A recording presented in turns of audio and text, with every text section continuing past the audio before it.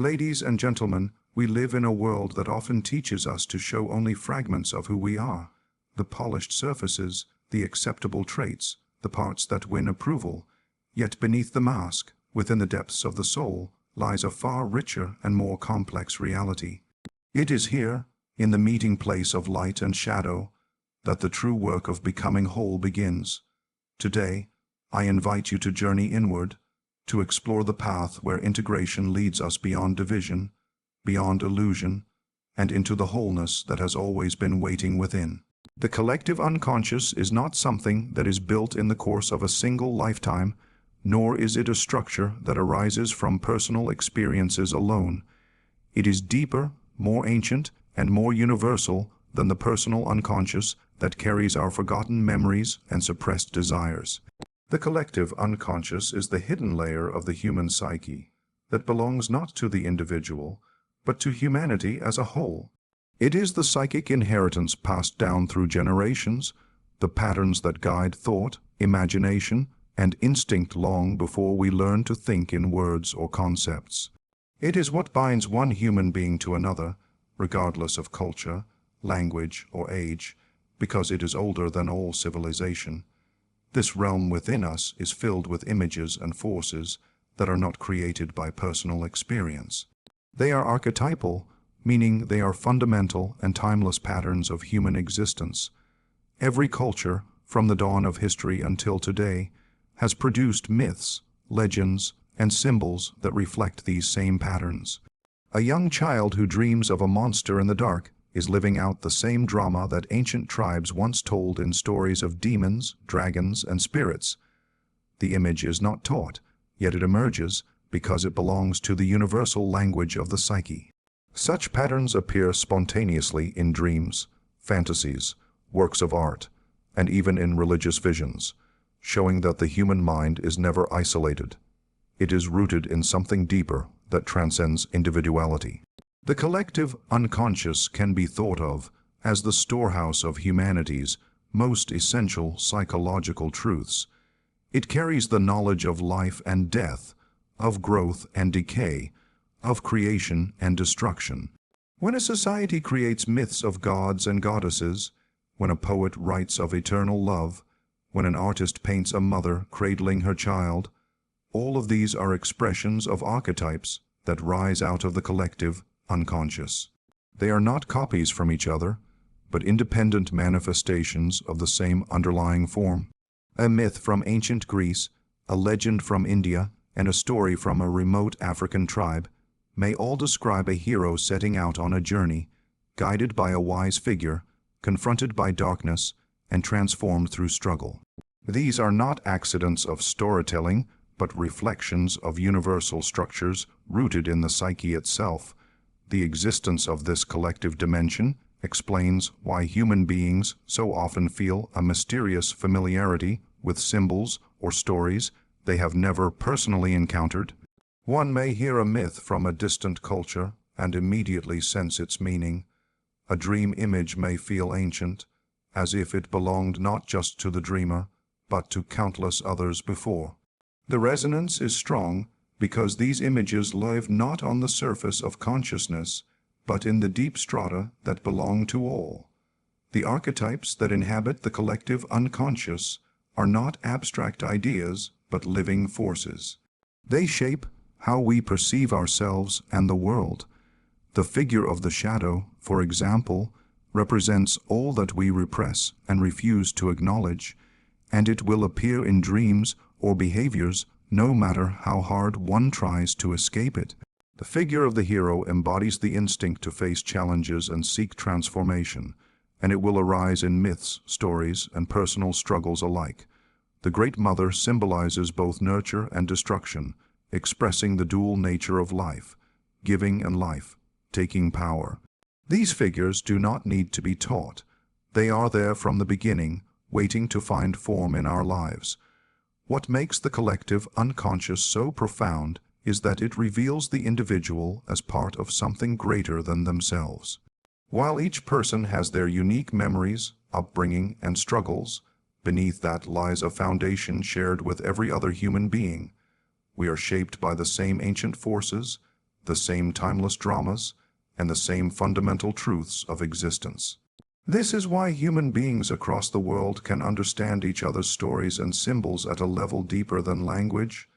They speak to something in us that is already known, something inherited, something eternal. The collective unconscious is not merely a theory of psychology, but a vision of what it means to be human. It reminds us that we are not isolated egos moving through life with only our own memories to guide us. We are bearers of an ancient inheritance, connected to one another through invisible threads of shared images and instincts. It is a realm where the past of humanity lives on in the present, shaping the patterns of thought, emotion, and imagination that will carry forward into the future. Archetypes, as universal patterns, are not inventions of culture or products of individual imagination. They are primordial images that belong to the human psyche itself, arising from a depth that transcends the personal. Every civilization, no matter how distant in geography or history, has given shape to these patterns in its myths, rituals, symbols, and art. They are the frameworks through which humanity has always understood life, death, love, struggle, transformation, and the mysteries of existence. Archetypes reveal themselves in stories told around fires, in scriptures recited in temples, in paintings upon cave walls, and in the intimate dreams of a single person sleeping quietly at night. They are universal because they are not bound by time or place. They are part of what it means to be human. The hero is one of the clearest examples of this universality. Whether it is a warrior in ancient epics, a savior in religious narratives, or a modern character in film, the hero always embodies the instinct to confront danger, to leave the known world, and to endure trials that lead to transformation. The form may change. The hero may fight dragons, overcome inner demons, or face injustice, but the essence remains constant. It is the universal pattern of courage, struggle, sacrifice, and growth. The hero's story lives within us all, not because we have read the same books or heard the same tales, but because the archetype itself is etched into the human soul. Another universal pattern is the shadow, that hidden counterpart which embodies everything we reject, deny, or fear within ourselves. It appears in myths as monsters, demons, or tricksters, and in personal life as moments of shame, guilt, or destructive behavior. The shadow exists not because society teaches us to see it, but because the human psyche is dual by nature, holding both light and darkness. No culture has been without its figures of evil or its warnings about the dangers of unchecked desire. These images endure because they are born of the archetypal truth that every human being carries a hidden side that cannot be ignored. The Great Mother is another archetype that repeats itself across the globe. She is at once nurturing and devouring life, giving and life-taking. Ancient goddesses of fertility and earth, protective maternal figures in folklore, and even modern depictions of motherhood all reflect this archetype. In dreams and stories, she may appear as a gentle mother offering comfort, or as a consuming force that overwhelms the individual. The polarity is essential, for the Great Mother embodies both creation and destruction, reminding us that life and death are intertwined in the natural order. The wise old man or woman is yet another pattern that arises spontaneously across time and culture. This figure represents wisdom, guidance, and insight, often appearing in myths as a sage, prophet, or mentor.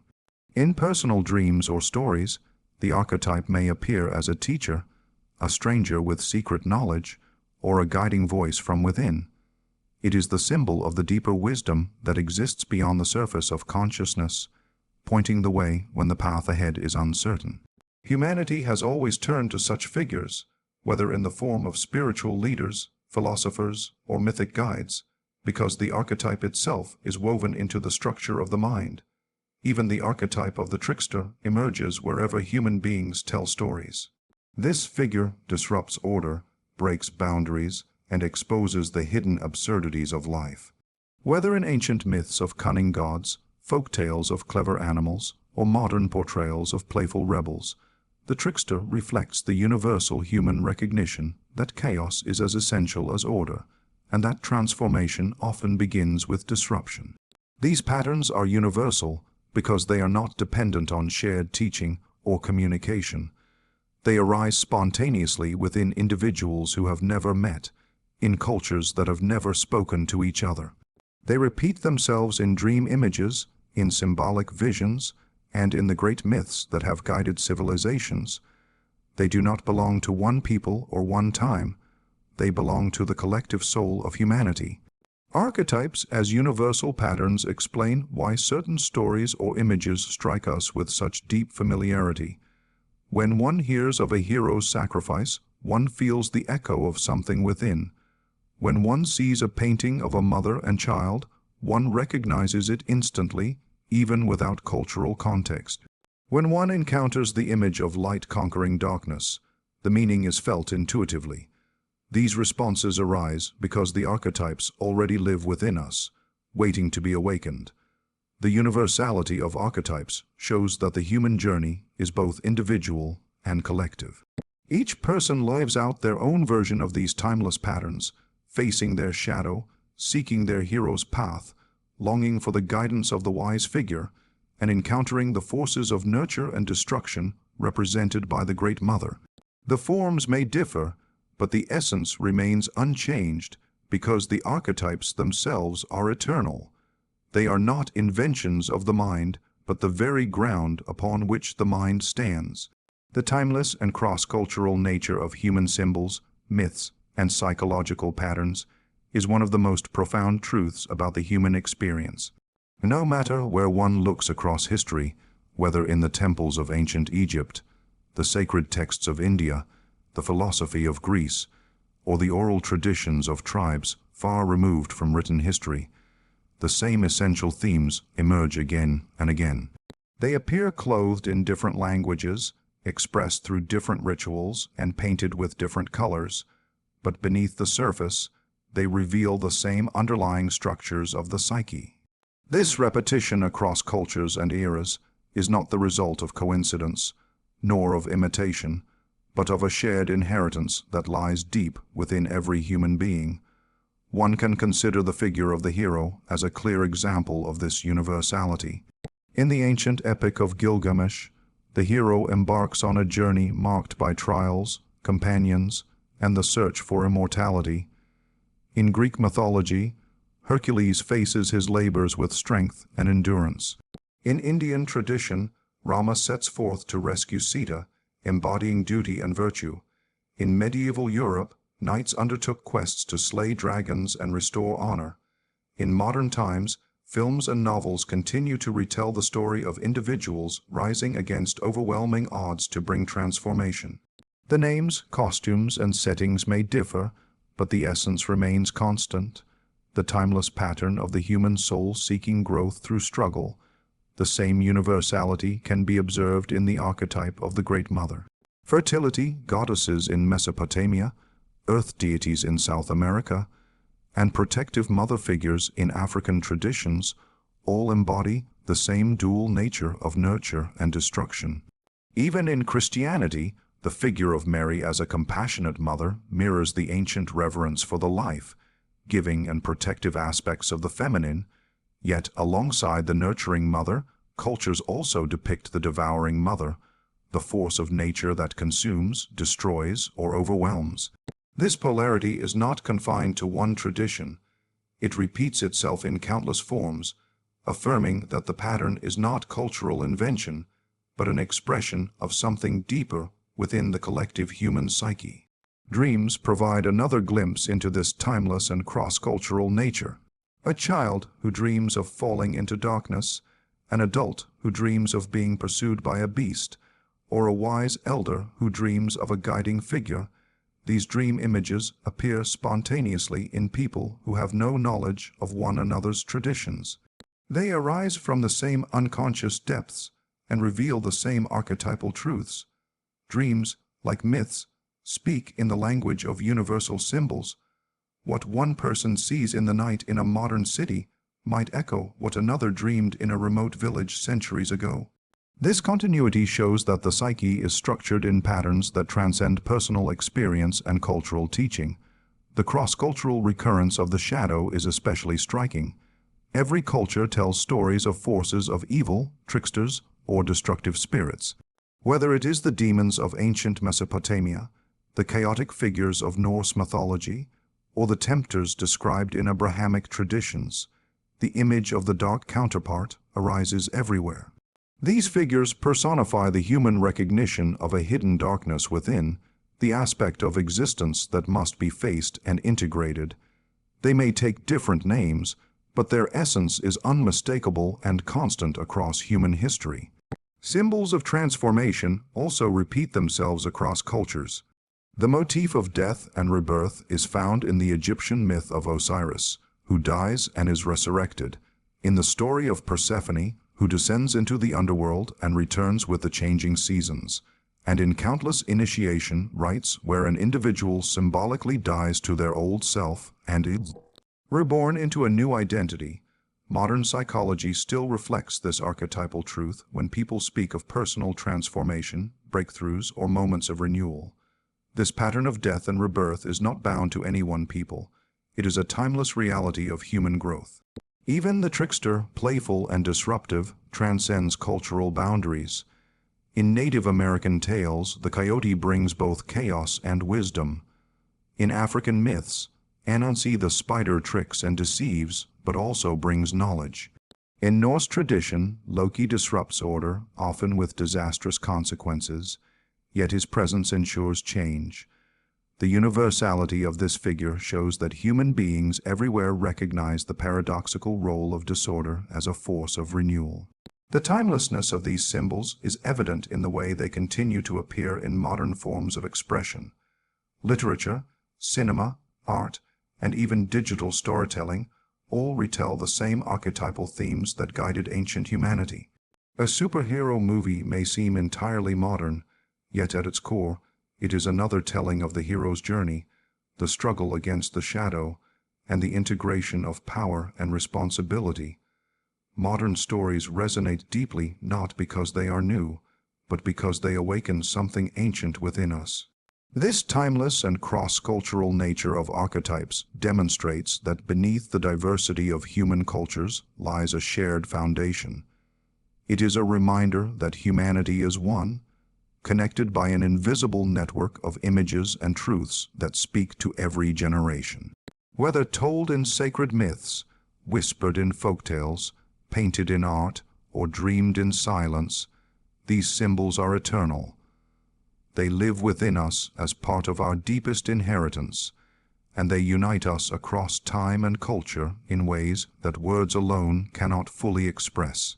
Integration leads to wholeness because the human psyche is not a simple or singular structure, but a vast and often fragmented field of forces, desires, fears, and instincts. Within every individual, there are parts that are consciously acknowledged and others that remain hidden in the depths of the unconscious. Some of these hidden elements are rejected because they appear dark, unacceptable, or dangerous. Others are overlooked because they seem insignificant or irrelevant. Yet every part, whether light or shadow, carries meaning, and to deny them is to deny part of oneself. Integration is the act of bringing these scattered fragments into awareness, allowing the personality to become unified rather than divided, and through this process, the individual begins to approach wholeness. The human being often seeks to identify with only one side of the self. A person may cling to their strengths, achievements, and socially acceptable qualities while disowning their weaknesses, failures, or forbidden impulses. This creates a split between the conscious self and the unconscious, a division that gives rise to inner conflict, projection, and stagnation. The more one resists the hidden aspects, the more power those aspects exert in secret. What is repressed does not disappear. It gathers energy in the unconscious and emerges indirectly in dreams, relationships, or destructive behavior. Integration requires the courage to turn inward and to face what has long been denied. Only by acknowledging the hidden elements of the psyche Can the individual prevent them from ruling life from the shadows? A central figure in this process is the shadow, the repository of rejected traits and qualities that the ego refuses to recognize. To integrate the shadow is to admit that one is not purely light, not purely virtuous, but a complex being containing anger, envy, desire, fear, and instinct. This admission does not mean surrendering to darkness, but rather accepting its presence and giving it a place in conscious awareness. The shadow, once integrated, no longer needs to erupt in uncontrolled ways. Instead, its energy can be transformed into strength, creativity, and authenticity. By facing the shadow, the individual learns humility and gains a deeper understanding of the human condition. Beyond the shadow lies the task of integrating other archetypal dimensions. The anima and animus, representing the inner feminine and masculine counterparts within each person, must also be embraced. When ignored, they project themselves onto others, creating relationships filled with illusions and misunderstandings. But when integrated, they enrich the personality with qualities that had been missing: empathy balancing reason, strength complementing tenderness, intuition supporting logic. This balance brings harmony to the inner world and frees the individual from dependence on external figures to embody what is hidden within. Integration also involves recognizing the symbols and images that arise from the deeper layers of the psyche. Dreams, visions, and creative expressions often carry fragments of the unconscious seeking entry into consciousness. To dismiss them as meaningless is to silence the very language of the soul. But to engage with them, to interpret and reflect upon them, is to enter into dialogue with the unconscious. Each symbol, each image, carries a piece of the whole, and as these pieces are gathered and understood, the personality expands and deepens. The path of integration is not comfortable, for it requires the dissolution of illusions. One must accept imperfection, confront fears, and let go of the false masks that have been worn for safety or approval. Yet this discomfort is the very doorway to transformation. The more one resists the truth of inner complexity, the more divided the psyche becomes. But the more one opens to it, the more strength and peace are found, for wholeness is not perfection, but the union of opposites. As integration proceeds, the individual begins to sense a greater center emerging within, the self, the totality of the psyche, which holds together both conscious and unconscious elements. The self is not the ego, for the ego represents only a fragment of who one is. The self is the guiding principle of wholeness, the deeper reality that seeks expression through the individual's life. To move toward this center is to live more fully, with a sense of authenticity and inner alignment. The journey of integration leads to a profound change in perspective. One no longer sees the world as merely external and separate, but recognizes that outer experiences mirror inner realities. Relationships become mirrors of the hidden self. Challenges become opportunities for growth. Even suffering reveals its place in the larger process of becoming whole. Life is no longer a battle to suppress what is unwanted, but a journey to embrace and transform it. Integration is not achieved in a single moment, nor is it ever fully complete. It is a lifelong process, a continual dialogue between light and shadow, conscious and unconscious, inner and outer. Each stage of life brings new aspects to be faced and new elements to be brought into harmony. Yet with each step, the individual moves closer to the wholeness that is the birthright of every human being, the state of living in harmony with oneself and in deeper connection with the mystery of existence. The road to wholeness is not about becoming perfect, nor about silencing the darker voices within. It is about weaving every fragment, every light, every shadow, every wound, and every gift to a living unity. When we embrace what we once rejected, when we listen to what we once feared, and when we allow the deeper self to guide us, we discover a harmony far greater than the ego could ever construct. Wholeness is not a distant dream. It is the truth of who we are, waiting patiently to be recognized. May each of us have the courage to walk this path inward, for in doing so, we step into the fullness of life itself.